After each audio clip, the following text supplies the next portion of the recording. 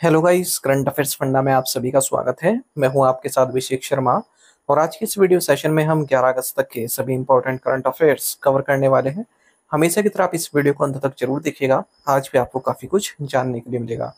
Session की शुरुआत करने से पहले आप सभी को बताना चाहूंगा, यदि आप हमारे daily current affairs PDF, weekly PDF, monthly PDF और हर महीने की banking and economic awareness PDF चाहते हैं तो करंट अफेयर्स फंडा का 1 ईयर मेंबरशिप प्लान आप ज्वाइन कर सकते हैं, जिसका लिंक आपको वीडियो के डिस्क्रिप्शन में या फिर फर्स्ट कमेंट में मिल जाएगा।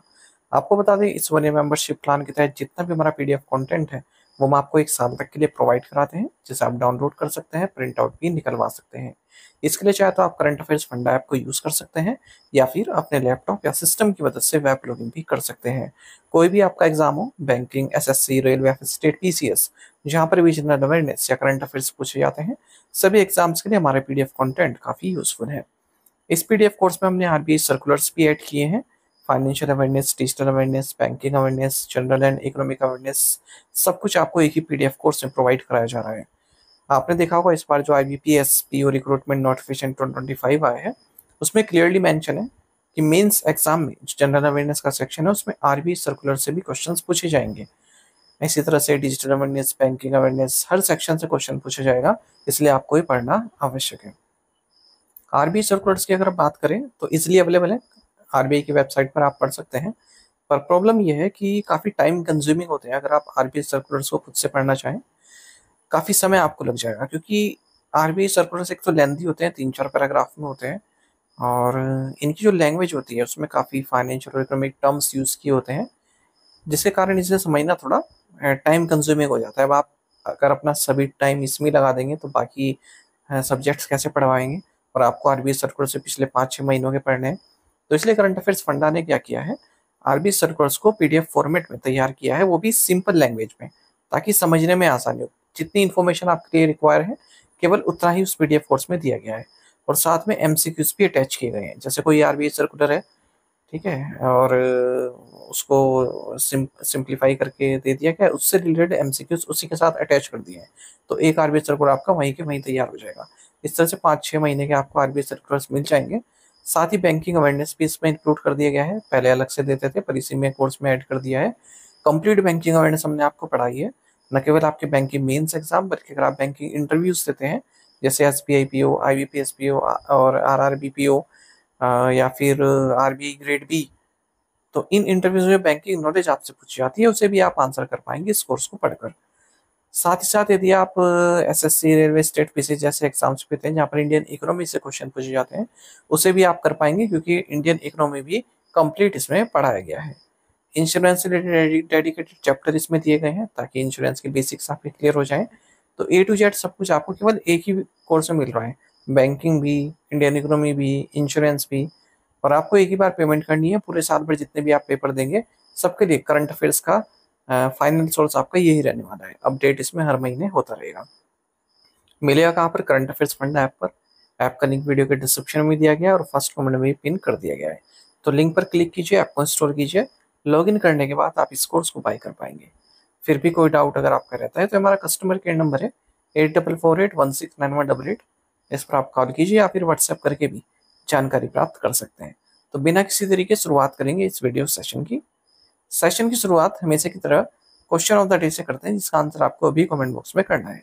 पूछने की निम्नलिखित में से कौन सा रक्त विकार आमतौर पर आनुवांशिक होता है? Which of the following blood disorders is usually inherited? काफी जनरल क्वेश्चन है और एग्जाम में कई बार पूछा जाता है। ऑप्शंस देखते हैं: haemophilia, thrombocytopenia, anti phospholipid syndrome, या फिर human T cell lymphotropic virus type 1। जल्दी से आंसर कर दीजिए, फिर हम आगे बढ़ते हैं। और इस तरह के क्वेश्चन यदि आप प्रैक्टिस करना चाहते हैं तो हमें टेलीग्राम पर जरूर ज्वाइन कीजिएगा। करंट अफेयर्स फंडा नाम से हमारा टेलीग्राम चैनल है।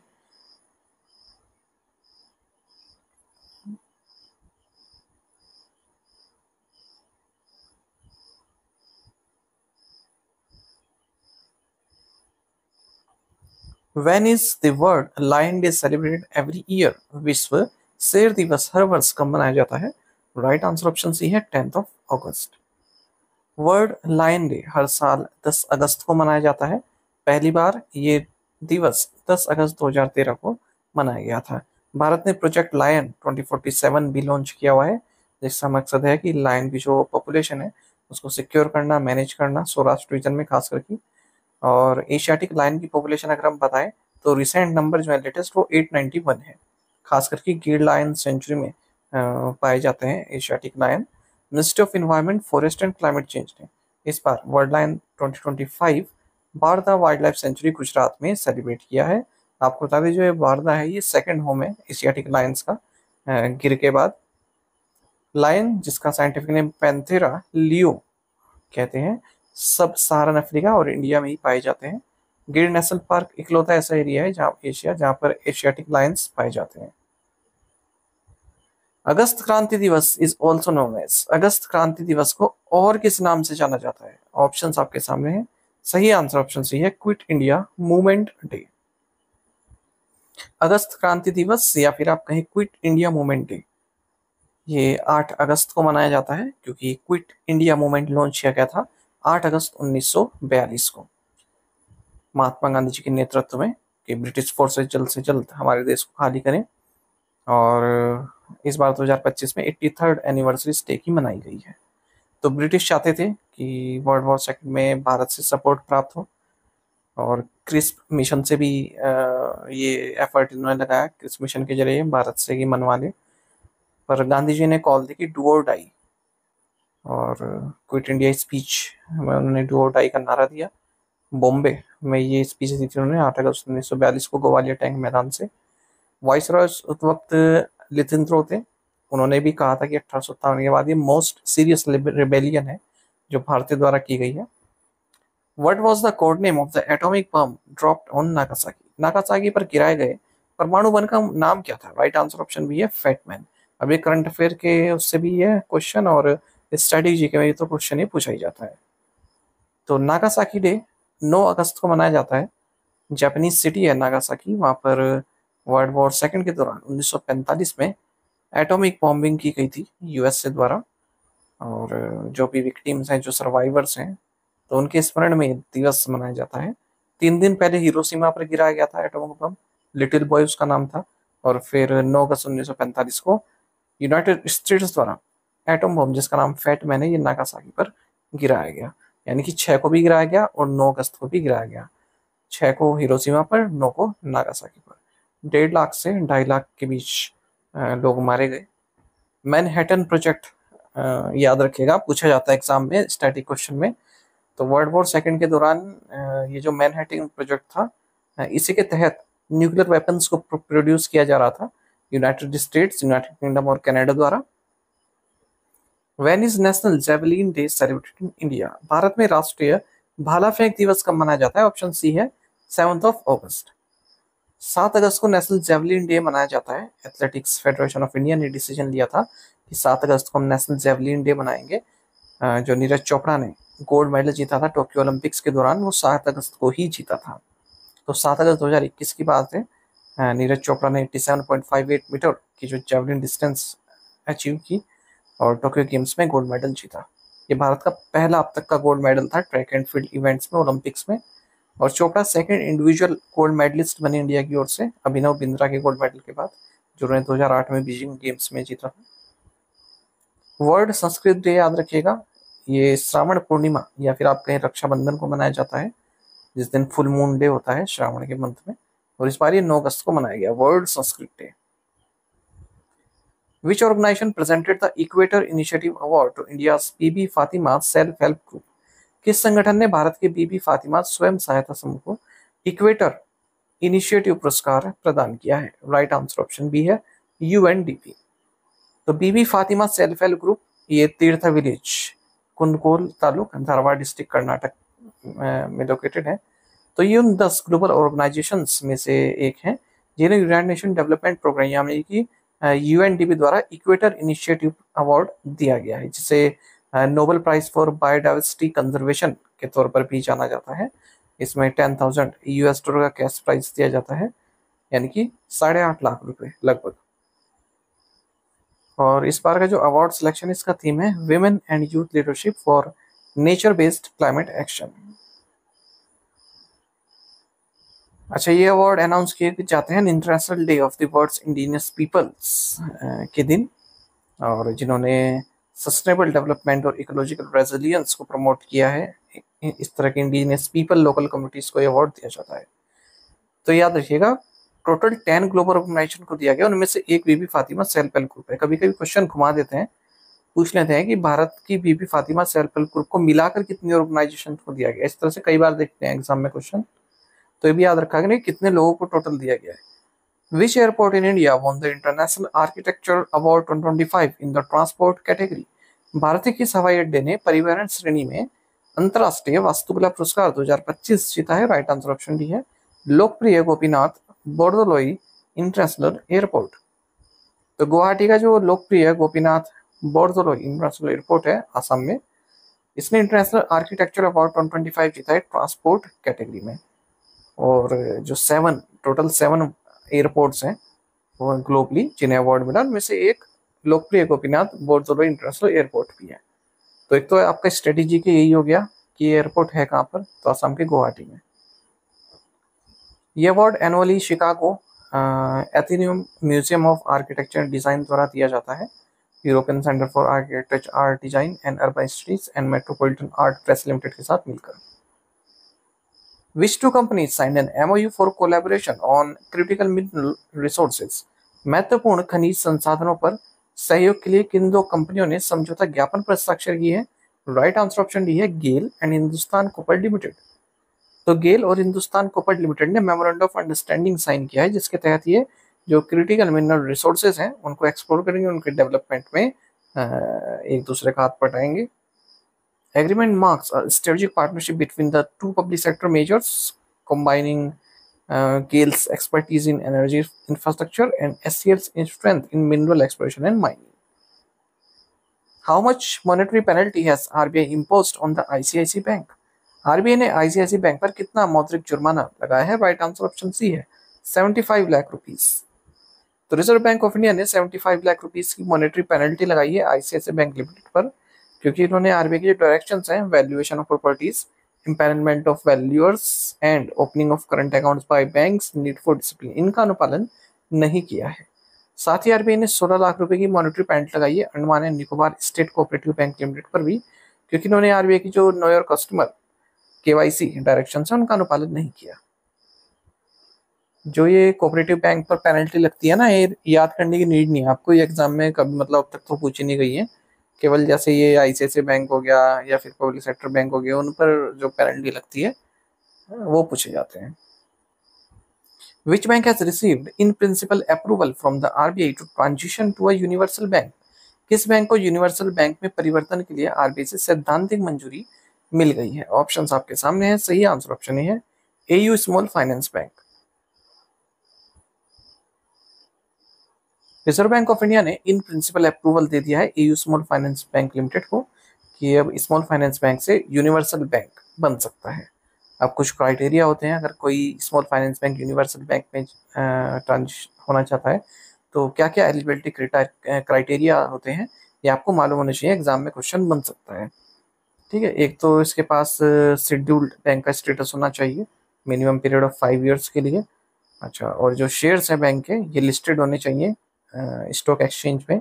मिनिमम नेटवर्थ 1000 करोड़ की होनी चाहिए प्रीवियस क्वार्टर के एंड तक। CRAR रिक्वायरमेंट को ये मीट करना चाहिए और नेट प्रॉफिट होना चाहिए लास्ट के 2 फाइनेंशियल ईयर्स में। इसका जो GNPA है और NNPA है, ठीक है, non performing asset, gross non performing asset and net non performing asset. जो ग्रोस नॉन परफॉर्मिंग एसेट है ये 3% होना चाहिए या फिर इससे कम पिछले 2 फाइनेंशियल ईयर में, और जो नेट NPA है वो 1% या इससे कम होना चाहिए लास्ट के 2 फाइनेंशियल ईयर्स में। तो यहाँ से भी क्वेश्चन बन जाते हैं। Which company became the first miscellaneous non-banking financial company in India to achieve a business turnover of 1 lakh crore rupees? कौन सी कंपनी 1 लाख करोड़ रुपए का कारोबार हासिल करने वाली भारत की पहली विविध गैर बैंकिंग वित्तीय कंपनी बन गई है? राइट आंसर ऑप्शन डी है Kerala state financial enterprises. Kerala state financial enterprises ये first miscellaneous non banking financial company बनी है, NBFC बन गई है भारत की, जिसका बिजनेस टर्नओवर 1 लाख करोड़ से अधिक का रहा है। जो ये Kerala state financial enterprises limited है, पब्लिक सेक्टर चिट फंड और लोन कंपनी है त्रिशूर सिटी केरल में। Which bank has grow digital platforms partner with two launch FASTag services. Grow digital platforms ने फास्टैग सेवाएं शुरू करने के लिए किस बैंक के साथ साझेदारी की है? राइट आंसर ऑप्शन सी है, आईडीएफसी फर्स्ट बैंक। तो लॉजिस्टिक सर्विसेज प्लेटफॉर्म है ये grow digital platform, joint venture है अशोक लेलैंड और हिंदुजा लेलैंड फाइनेंस के बीच में। इन्होंने एक एमओयू साइन किया आईडीएफसी फर्स्ट बैंक के साथ, जिसके जरिए ये अपने जो फ्लीट ऑपरेटर्स हैं उनके लिए फास्टैग सर्विसेज लॉन्च करना चाहते हैं। तो इस एमओयू के जरिए जो ये कंपनी है, ये आईडीएफसी फर्स्ट बैंक इनेबल्ड जो फास्टैग है उनको प्रमोट करेगी अपने अशोक लेलैंड डीलर्स के जरिए। Who inaugurated the second edition of UN Women's flagship capacity building program She Lead Second in New Delhi? संयुक्त राष्ट्र महिला के प्रमुख क्षमता निर्माण कार्यक्रम शी लीड सेकंड के दूसरे संस्करण का उद्घाटन नई दिल्ली में किसने किया है? राइट आंसर ऑप्शन सी है, अन्नपूर्णा देवी। तो सेकंड एडिशन जो रहा UN women's flagship capacity building programme she lead second workshop for women leaders, इसको इनोग्रेट किया गया है union minister for women and child development Annapurna Devi द्वारा नई दिल्ली में। शी लीड्स एक फ्लैगशिप इनिशिएटिव है UN women India country office का, और जेंडर इक्वालिटी को प्रमोट करने के लिए एक इनिशिएटिव है पब्लिक और पॉलिटिकल लीडरशिप में। Which ministry has launched the revamped incredible India digital platform? किस मंत्रालय ने नया अतुल्य भारत डिजिटल प्लेटफॉर्म लॉन्च किया? राइट आंसर ऑप्शन बी है, ministry of tourism. Ministry of tourism ने एक रिवैम्प्ड वर्जन यानी कि फिर से इसको लॉन्च किया गया है और सुधार के साथ इनक्रेडिबल इंडिया डिजिटल प्लेटफॉर्म, जिसका मकसद है जो ट्रैवलर्स हैं वो कंट्री के जो कल्चरल हेरिटेज है, नेचुरल ब्यूटी और डाइवर्स अट्रैक्शन है उसको एक्सप्लोर कर सकें। मतलब जिस भी कैटेगरी के हिसाब से आप कहीं पर जाना चाहते हैं उसे आप सर्च कर सकते हैं। जैसे कल्चर आप साइट देखना चाहते हैं, हेरिटेज, एडवेंचर, गैस्ट्रोनॉमिकल यानी कि जैसे खाने के हिसाब से देखना चाहते हैं, फूड के हिसाब से, wellness, art and craft, world tourism, सब कुछ आप इसमें पता कर सकते हैं। और किस सिटी का वेदर अपडेट क्या है, क्या क्या फीचर्स हैं, ट्रैवल सर्विसेज कैसी हैं। बाकी जो ये स्वदेश दर्शन और pilgrimage rejuvenation and spiritual accommodation drive, Prasad scheme है, चैलेंज बेस्ड डेस्टिनेशन डेवलपमेंट, ये सब मिनिस्ट्री ऑफ टूरिज्म के तहत ही आती है, उनके द्वारा ही लॉन्च किया गया है। पूछ लेते हैं प्रसाद स्कीम किससे संबंधित है, किस मिनिस्ट्री से संबंधित है? Where was India's first of its kind state of the art animal stem cell biobank and animal stem cell laboratory inaugurated? Bharat की पहली अत्याधुनिक पशु स्टेम सेल बायोबैंक और पशु स्टेम सेल प्रयोगशाला का उद्घाटन कहाँ किया गया? राइट आंसर ऑप्शन सी है, Hyderabad. Union minister doctor Jitendra Singh ने इंडिया की first of its kind state of the art animal stem cell biobank और एनिमल स्टेम सेल लैबोरेटरी को इनोग्रेट किया है national institute of animal biotechnology, Hyderabad में। तो ये जो एनिमल बायोबैंक है ये रीजनरेटिव मेडिसिन, सेलुलर थेरेपीज पर फोकस करेगा लाइफ स्टॉक के लिए। अच्छा, इसमें स्टेप सेल कल्चर यूनिट है, 3D बायो प्रिंटर है, बैक्टीरियल कल्चर लैब है, ये सब इसमें दिया गया है। आपको केवल इतना पढ़ना है। What is the significance of the year 2025 in relation to the Kakori incident? Kakori कांड के संदर्भ में वर्ष 2025 का क्या महत्व है? राइट आंसर ऑप्शन सी है, 100th एनिवर्सरी। तो जो काकोरी कांड हुआ था उसकी 100th एनिवर्सरी हम 2025 में मना रहे हैं। महत्वपूर्ण क्वेश्चन है, पूछ लेते हैं। 4 ऑप्शन दे देंगे आपको, इवेंट्स दे देंगे कि किस इवेंट के हमने 100th एनिवर्सरी 2025 में मना रहे हैं, तो आपको मालूम होना चाहिए। तो प्राइम मिनिस्टर नरेंद्र मोदी ने हाल ही में काकोरी इंसिडेंट में जो इंडियंस ने पार्टिसिपेट किया उन्हें अपनी श्रद्धांजलि दी है, क्योंकि 100th एनिवर्सरी हम मना रहे हैं इस बार। काकोरी ट्रेन रोबरी ये काकोरी में हुई थी। काकोरी एक विलेज है लखनऊ के पास, 9 अगस्त 1925 को हुई थी, और जिन्होंने इसे पार्टिसिपेट किया था वो सभी हिंदुस्तान रिपब्लिक एसोसिएशन से जुड़े हुए थे। खासकर राम प्रसाद मिसिल और अशफाकुल्ला खां ये मेंबर्स थे इसके हिंदुस्तान रिपब्लिक एसोसिएशन के। बाद में ये हिंदुस्तान सोशलिस्ट रिपब्लिकन एसोसिएशन बन गया था। तो 9 अगस्त 1925 की बात है। नंबर 8 डाउन ट्रेन थी जो शाहजहांपुर से लखनऊ की ओर जा रही थी। जब ये काकोरी से गुजर रही थी तब राजेंद्र लाहिरी ने इमरजेंसी चैन को खींच दिया और ट्रेन रुक गई। जो वहाँ पर ट्रेन में गार्ड थे, ठीक है, उन्हें दबोच लिया भारतीयों ने। और उस ट्रेन में क्या था, जो पैसा था, जो लूटा हुआ पैसा था अंग्रेज द्वारा, जो टैक्सेस हमसे लिए जाते थे इंडियन से, तो वो ब्रिटिश गवर्नमेंट ट्रेजरी में रखने के लिए ले जा रहे थे। तो बस वो लूट लिया। फिर बाद में जब पकड़े गए, फिर कॉन्सिक्वेंसेज हुए, तो डेथ सेंटेंस दी गई राम प्रसाद बिस्मिल को, रोशन सिंह को, राजेंद्र नाथ लहरी को और अशफाकुल्ला खां को। टू द पॉइंट क्वेश्चंस और उनके आंसर्स देख लेते हैं। When is the Hiroshima day observed? अगस्त 6। Which state launched Annadata Sukhi Bhava PM Kisan scheme Andhra Pradesh. The Mahi Banswara nuclear power project is a proposed nuclear power plant in which state? Rajasthan. Presently, the installed nuclear power capacity in India comprises of 24 reactors with a total capacity of 8,780 megawatt. Pension Fund Regulatory and Development Authority launched a new website under its digital outreach initiative, PFRDA Connect. आपने से कई students बिल्कुल सही answer किया है. इसी तरह से आप पार्टिसिपेट करते रहिए. टू द पॉइंट क्वेश्चन देखेंगे, इनके आंसर आपको भी करने हैं कमेंट बॉक्स में. Who topped run charts with 754 runs in Anderson Tendulkar Trophy 2025? When is the International Day of the World's Indigenous Peoples celebrated? Who was the highest wicket taker with 23 dismissals in Anderson Tendulkar Trophy? Which railway station has become the first in the Kashmir Valley to be equipped for goods freight transportation? The Union Cabinet has approved a total outlay of rupees crore for Pradhan Mantri Kisan Sampada Yojana to support the farmers and strengthen farm to market infrastructure in India. तो इन पांचों questions के answer आपको comment box में देने हैं. यदि एक क्वेश्चन का आंसर भी आता है वो भी आप हमें कमेंट बॉक्स में अवश्य बताइएगा. साथ ही हमें टेलीग्राम पर जरूर ज्वाइन कीजिएगा. करंट अफेयर्स फंडा नाम से हमारा टेलीग्राम चैनल है. Thank you guys.